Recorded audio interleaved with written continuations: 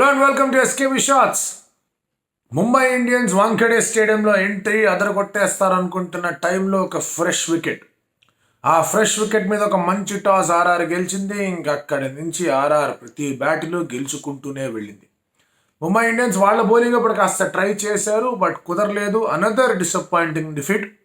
మూడిట్లో మూడు ముంబై ఇండియన్స్ ఓడిపోయారు. అండ్ హోమ్ గ్రౌండ్లో వాళ్ళు మొదలు పెడుతూ వాళ్ళకి వచ్చిన రిజల్ట్ ఓటమి. అసలు ఏం జరిగింది ఈ మ్యాచ్? ఎక్కడెక్కడ ముంబై ఇండియన్స్ మరీ వెనక్కి వెళ్ళిపోయారు? దాని గురించి let's get started.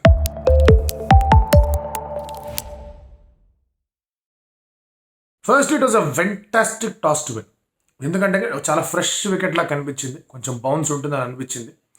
Of the pitch movement గురించి కొంతమంది తక్కువ అంచనా వేసి ఉండొచ్చేమో, బట్ ఆ బౌన్స్ అనేది ఉంది, బాల్ కొంచెం క్విక్గా వస్తుంది అనిపించింది. అలాగే ఉంటుంది ఆ వికెట్ అనేది కూడా అనుకున్నారు. అండ్ అందుకే ఇద్దరు క్యాప్టెన్లు కూడా బౌలింగ్ చేయడానికి ఇష్టపడ్డారు. But in the end toss అనేది ఒకటి ఉంటుంది కాబట్టి ఆ టాస్ ఆర్ఆర్ వైపు పడింది. అతను ఫీల్డింగ్ అన్నాడు. Mumbai was force to bat. నిజంగానే ఈ టాస్ అంతా ఇంపాక్ట్ చేసిందా మ్యాచ్ మీద అనే క్వశ్చన్ వేస్తే ఖచ్చితంగా yes.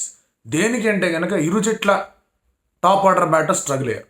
But Rajasthan Royals top order batters out అయ్యారు, Mumbai Indians top order batters out అయ్యారు. బట్ వాట్ ఫాలోడ్ నెక్స్ట్ అనేది మ్యాచ్ని మార్చింది.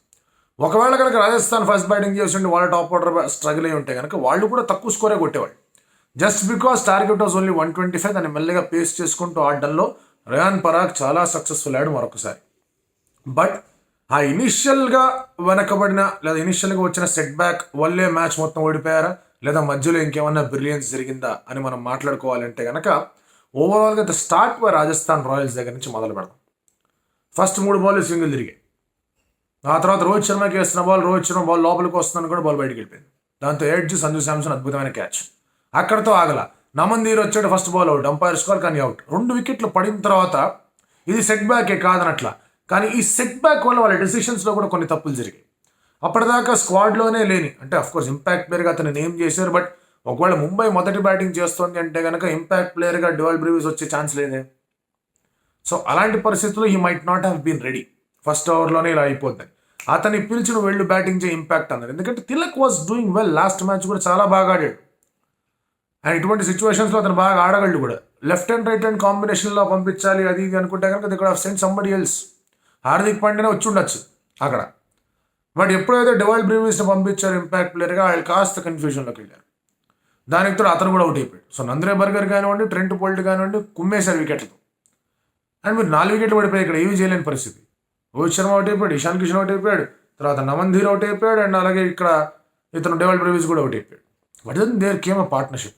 ఆ పవర్ ప్లేలో మళ్ళీ వాళ్ళు 46 దాకా వెళ్ళగలిగారు. తిలక్ కొంచెం ఆచితూచి ఆడుతుంటే హార్దిక్ రిస్క్లు తీసుకొని మరీ ఆడాడు. అండ్ ఆ పార్ట్నర్షిప్ కూడా ఆల్మోస్ట్ 50 దాకా కూడా వెళ్తోంది. బాగానే ఉంది. ఇది ఒక రిజరక్షన్. మళ్ళీ వీళ్ళు సరిదిద్దుతున్నారు జట్టుని. అండ్ హార్దిక్ పాండ్యాకి ఇది అసలు సిసలైన అవకాశం. టీం ఫెయిల్ అవుతోంది. అతని దగ్గర నుంచి మంచి నాక్ అండ్ ఒక మంచి టోటల్ వచ్చింది అంటే కనుక ఇంకంతే సంగతులు. విన్ బ్యాక్ హిస్ ఫ్యాన్స్ అది ఇది అని మొత్తం అంతా కూడా సెట్ అయిపోతున్న పరిస్థితుల్లో యుజ్వేంద్ర చహల్స్ బ్రిలియన్స్ వచ్చింది. గట్సీ బౌలింగ్ చేసాడు తను. ఒకటే T20లో యుజ్వేంద్ర చహల్ ఎందుకు స్పెషలిస్ట్ బౌలర్ అవ్వగలిగాడు, ఎందుకంటే వికెట్లు తీయగలిగాడు అంటే అతని గట్స్ వల్ల. బ్యాట్స్మెన్ని సెటప్ చేసి అవుట్ చేసేంత టైం ఉండదు T20లో. బ్యాట్స్మెన్ అటాక్ చేస్తారు బౌలర్స్ని. సో అటాక్ చేసే విధంగా బౌలింగ్ వేసి కొంచెం గట్టి గుండెతో ఉండాలి. పోతే 2 6 వికెట్ అయితే తీస్తాను మాకే కిరికిరి. ఆ వికెట్ తీసాడు. అండ్ 2 వికెట్లు తీసాడు అతను. 3 వికెట్లు తీసాడు ఓవరాల్గా, బట్ 2 ఇంపార్టెంట్ వికెట్లు తీశాడు. ఎక్కడైతే హార్దిక్ పాండ్యా యాక్సెలరేట్ అవుతున్నాడో అతను వికెట్ తీసాడు. మంచి క్యాచ్ అది పౌల్ దగ్గర నుంచి. అండ్ అలాగే ఇక్కడైతే తిలక్ వర్మ మళ్ళీ యాక్సెలరేట్ అవ్వడానికి సిద్ధపడుతున్నాడు, అతను కూడా అవుట్ చేశాడు. అది కూడా మంచి క్యాచ్ అశ్విన్ దగ్గర నుంచి. మరీ వైడ్ ఎక్కడికి వెళ్ళిపోతుంటే కిలికెడతాను అవుట్ అయిపోయాడు. సో హార్దిక్ పాండ్యా వికెట్ అనేది after the initial set back అది ఇంకొక టర్నింగ్ పాయింట్గా మారింది ముంబై ఇండియన్స్ ఒక ఇన్నింగ్స్లో. ఆ తర్వాత they never really took off. మళ్ళీ పీయూష్ చావ్లాని పంపించారు ఆడదామని చెప్పేసి. టిమ్ డేవిడ్ని కాకుండా స్ట్రగుల్ అవుతూనే వచ్చారు. పీయూష్ చావ్లా కూడా మంచి క్యాచ్ పెట్టుకున్నాడు, షిమ్రాన్ హెట్మయర్. అండ్ వాళ్ళ బౌలింగ్ బాగా అద్భుతమైన రీతిలో సక్సెస్ఫుల్ అయింది. In fact RR went bowler short. Sandeep Sharma కొంచెం చిన్న ఇంజరీ అయిందని వాళ్ళు మాట్లాడారు. అండ్ ఫస్ట్ ఫీల్డింగ్ చేస్తున్నప్పుడు దే హ్యాడ్ ఓన్లీ 5 బౌలర్స్. అవసరమైతే రియాన్ పరాగ్ చేత వేయిద్దామని అనుకున్నారేమో. They had only 5 bowlers. Nandre Burger, Trent Boult, Ashwin, Chahal and అలాగే ఆవేష్ ఖాన్. ఈ 5గురే ఉన్నారు. 5గురు ఆన్ వాంఖేడే పిచ్ కూడా have been a massive risk. ఆ రిస్క్ కోసం రెడీ అయ్యి వచ్చారు వాళ్ళు. ఆ రిస్క్ కోసం రెడీ అయ్యారంటే ప్లానింగ్ ఎంత కరెక్ట్గా ఉందో ఆలోచించుకోవచ్చు. ట్రెంట్ బోల్ట్ ఓపెనింగ్ ఓవర్లో 20 పైన వికెట్లు తీసేట తన ఐపీఎల్ కెరియర్లో. అండ్ వాళ్ళు ఇంకొక 2 వికెట్లు దానికి యాడ్ అయ్యాయి. ఆ తర్వాత ఎక్కడెక్కడ ముంబై యాక్సలరేట్ అవుతుందన్న కూడా అక్కడక్కడ వికెట్లు పడ్డాయి. అండ్ దాంతో 125 మన వాంఖేడే పిచ్. సరే ఈ పిచ్ అనేది అంత సాలిడ్ పిచ్ లేదా కొంచెం బ్యాట్స్మెన్కి కష్టమైన పిచ్, ఇది 200 కొట్టే పిచ్ కాదు, అది ఇది మనం మాట్లాడుకున్నా కూడా 125 వాజ్ నథింగ్ ఈ పిచ్ మీద. But again Maphaka and Bumrah open. Bumrah first over వేద్దాం అనుకుంటే సెకండ్ ఓవర్ వేసాడు, పర్వాలేదు, బాగానే ఉంది. బట్ జాస్ బట్లర్ ఉన్నంత వరకు బుమ్రాని జాగ్రత్తగా ఎక్కడ రిస్కులు తీసుకోకుండా సింగిల్ తీసుకుని నాన్ స్ట్రైక్ వెళ్ళిపోయాడు. ఎందుకంటే అదొక బ్యాటిల్, దాని గురించి మనం మాట్లాడుకున్నాం. యశస్వి జైస్వాల్ ఫస్ట్ ఓవర్ 2 4 కొట్టాడు, ఆ తర్వాత స్ట్రైట్ క్యాచ్ ఇచ్చి వెళ్ళిపోయాడు. అతను ఇంకొక ఫెయిల్యూర్. సరే ఫస్ట్ మ్యాచ్లో అతను ఆడింది ఫెయిల్యూర్ అని చెప్పను నేను, ఎందుకంటే set the tone and event. But ఇక్కడ మాత్రం కొంచెం ఫెయిల్యూర్. ఆ తర్వాత ఓ పార్ట్నర్షిప్ లాగా వస్తూ ఉండింది. బుమ్రాకి బాల్ స్వింగ్ అయింది కానీ ఎడ్జిల్ తీసుకొని వెళ్ళిపోయాయి. కొన్ని బీట్ అవుతూ వచ్చాడు, బ్యాట్స్మెన్ బీట్ అవుతూ వచ్చారు. సో బుమ్రాకి కావాల్సినంత లక్ అనేది రాలి. అద్భుతమైన రీతిలో బౌలింగ్ వేసాడు, సరే వైల్డ్ గీల్డ్ వేసాడు, పక్కన పెట్టండి. కానీ బ్యాట్స్మెన్ కాస్త ఆచితూచి ఆడేంత వరకే జరిగింది. మధ్యలో 2 మంచి 4లు వచ్చాయి. రియాన్ పరాగ్ ఒక మంచి షాట్ కొట్టాడు, బట్లర్ ఒక షాట్ కొట్టాడు, అది వేరే విషయం. కానీ but they were careful in playing Bumrah. But నిజమైన హోప్ అనేది ముంబై ఇండియన్స్కి వచ్చిందా అన్న క్వశ్చన్ అడిగితే మాత్రం ఎప్పుడూ రాదు. యశస్వి జైస్వాల్ అవుట్ అయినా వీళ్ళిద్దరు పార్ట్నర్షిప్ కొంచెం బాగానే ఉంది. టార్గెట్ అక్కడ కట్ డౌన్ అవుతూనే వచ్చింది. సరే మధ్వాల్ వచ్చాడు, మధ్వాల్ రావాలని మనం మాట్లాడుకున్న పొద్దున మధ్వాల్ వచ్చాడు. మధ్వాల్ రాగానే సంజు శాంసన్ అవుట్ అయ్యాడు. ఆ తర్వాత ఓవర్లో మీకు వికెట్లు పడుతూనే వచ్చాయి. జాస్ బట్లర్ అవుట్ అయ్యాడు. సో ఈ వికెట్లు పడుతూ ఉన్నా కూడా ఎక్కడ కూడా ప్రాబ్లం అనేది రాలా. ఎందుకంటే ప్రాపర్ టెస్ట్ మ్యాచ్ ఇన్నింగ్స్ ఆడదాం, అలాంటి ఇన్నింగ్స్ ఆడాలి, అలాంటి నాకే కావాలి, టార్గెట్ తక్కువగా ఉంది, మన స్కోర్ బాగానే వచ్చింది, వెళ్ళి జస్ట్ ప్లే దమ్ అవుట్ అన్నట్టుగా బ్రీఫ్ ఇచ్చి అశ్విన్ని పంపించారు. సో మళ్ళీ పరాగ్ అండ్ అశ్విన్ అదే స్టైల్లో ఒక టెస్ట్ మ్యాచ్ ఆడుతున్నట్టు ఆడారు. స్కోర్ బోర్డ్ ప్రెషరే లేదు. కనీసం ఢిల్లీతో ఆడుతున్నప్పుడు అమ్మో ఇంత స్కోర్ చేయాలి కదా అన్న ఆలోచన ఉండేది. ఇక్కడైతే scoreboard pressure whatsoever లేదు. దాంతో ఆచితూచి మెల్లమెల్లగా ఆడుకున్నారు.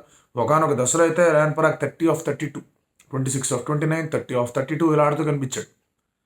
అశ్విన్ అవుట్ అయ్యాడు. సరే అనుకున్నారు, శుభం దూబేని పంపించారు.